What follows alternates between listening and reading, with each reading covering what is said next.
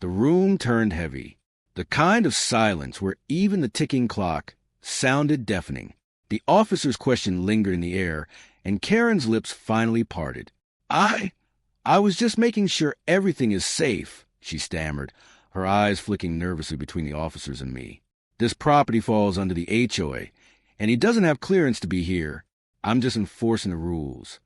The officer raised an eyebrow, clearly unimpressed.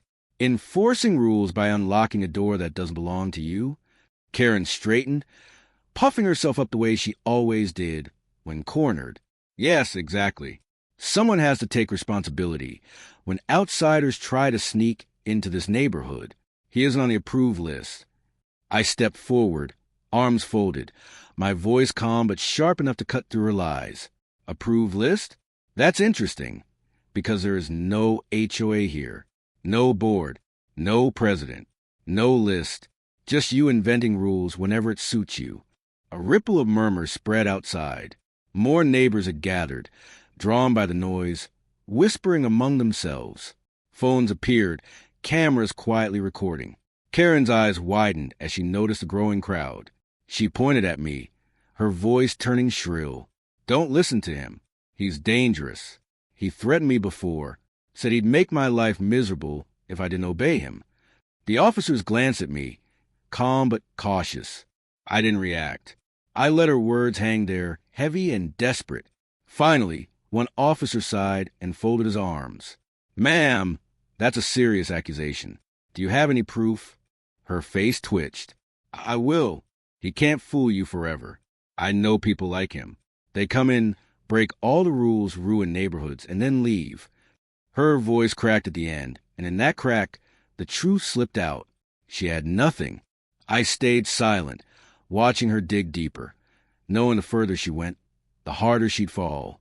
Her hands trembled now as she dug through her oversized purse, pulling out receipts, envelopes, random scraps, until she yanked out a crumpled sheet. She waved it like it was sacred. Here, this is the notice, she shouted, thrusting it toward the officers. It clearly says he's not authorized to live here. He's trespassing. He should be removed immediately. The nearest officer took the paper slowly, holding it up to the light. His expression stayed neutral, but I caught a slight twitch in his jaw. He smoothed it out and read it aloud. Notice of HOA eviction. Resident is in violation of Community Rule Number 47. Improper occupancy without board approval. Must vacate immediately. The neighbors began whispering. Rule 47, someone muttered. Another chuckled quietly. The officer lowered the paper, voice flat. Ma'am, this is not an official document. It's not notarized. There's no county seal. And it's printed on standard copy paper. Laughter broke out from the sidewalk. Someone called out, Did you print that from Google Docs, Karen? Her face flushed red, then darkened. She tried to snatch the paper back, but the officer held it just out of reach. The second officer stepped forward, his tone quieter and far more serious. Do you understand that impersonating an authority, especially an HOA that doesn't even exist, is a crime? Her lips pressed tight, chest rising and falling rapidly. She spun toward the neighbors, waving her arms. Don't you see? I'm protecting you. He's dangerous. He's lying to all of you. But the crowd wasn't buying it.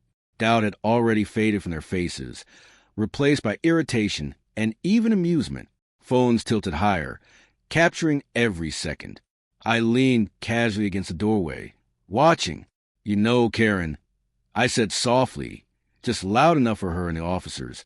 The more you talk, the more you prove this was never about protecting anyone. It was about control.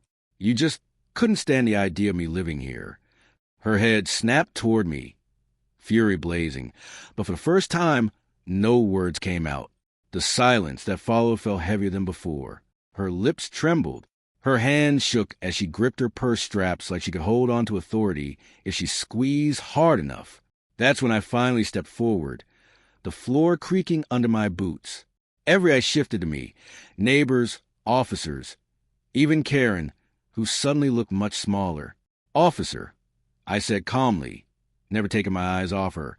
Before you decide anything, maybe I should clear a few things up. Karen jerked upright. No, don't listen to him. He's lying. He's manipulating you. I ignored her. I crouched beside the small table near the door, opened the drawer, and pulled out a black folder. It looked simple, but the way I held it made the crowd lean closer. I handed it to the officer. Inside were certified property documents, county seals, official signatures, everything legitimate. He flipped through them carefully, his eyes narrowing as he examined each page. Karen's face drained of color. That doesn't prove anything. He forged those. You don't know him like I do. But the officer spoke before I could. These are legitimate. County issued. The property is registered in his name. Sole owner. No disputes. The murmurs outside grew louder. Neighbors shifted, whispering. Some relieved, others angry that they'd been dragged into her fantasy for so long. I turned to her, voice steady. And just to be clear, I didn't call these officers because I was afraid of you. Her brow furrowed. What? I called them. I continued calmly. Because of my job. I nodded slowly, letting the moment stretch. I work with the sheriff's department. I train their response teams. These officers, they're my colleagues. Gasps rippled through the crowd. Phones lower for a moment as people stared in disbelief. Karen's mouth opened and closed, but no sound came out. The officer holding my documents gave her a long look. Ma'am, you tried to evict the man who trains us. The neighborhood erupted, laughter, disbelief, while Karen staggered back as the ground had shifted beneath her. For a moment, she just stood there, frozen, her eyes darting wildly. Then, like a switch flipping, her rage surged back. She yanked out her phone and stabbed at the screen with shaking fingers. If you won't arrest him, I'll call real police. I'll report him myself. The officer frowned. Ma'am. But she cut him off, raising her voice so everyone could hear. Yes, hello. I need to report an assault. The man inside this house attacked me. He pushed me when I tried to leave. I'm scared for my life. Gasps erupted from the crowd. That's a lie, someone shouted. We've been watching the whole time. Karen clutched her arm dramatically, as if bruises might appear she believed hard enough. Tears welled, not from pain, but performance. He grabbed me. He threatened me. Said I'd regret crossing him. I didn't move. Didn't even flinch. I just watched her, calm, almost bored, as the officers exchanged looks. Then I tapped the small black device on the counter. A soft beep sounded, and the large TV flickered to life. The screen showed a clear video feed. My front door, Karen unlocking it, barging inside, waving her fake notice, shouting, pointing, lying. The crowd fell silent except for occasional gasps and scattered laughter as her voice echoed through the speakers. And then, at the exact moment she claimed I pushed her, the footage showed me standing still, arms folded, not moving at all. Her story collapsed instantly. She's finished, someone muttered. Karen froze. Phone still pressed her ear. The fake tears vanished. Her mouth opened and closed like she couldn't breathe.